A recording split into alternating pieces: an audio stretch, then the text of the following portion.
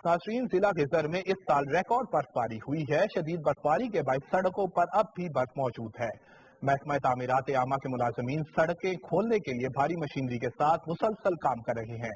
तफसील हिदायत शाह की रिपोर्ट में।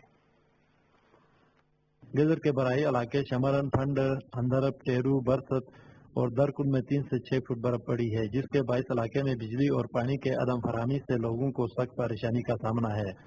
शदीद बर्फ की वजह से आमद रफ्त में भी मुश्किलात दरपेश है। 5वां दिन है, इन्होंने रोड खुला किया है, किसी हद तक जो मसाइल है वो कम है।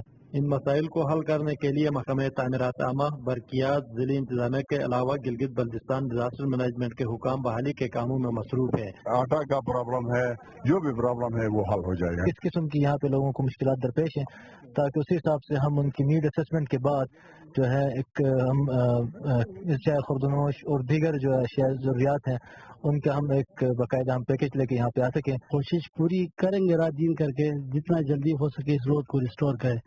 गेज़र में होने वाली बर्फबारी से सर्दी की शिद्दत भी बदस्तूर कायम है, जिसकी वजह से लोगों के मामूलात जिंदगी भी मुतासिर है। हिदायत शाह, पाकिस्तान टेलीविजन न्यूज़, शमरन, जिला गेज़र।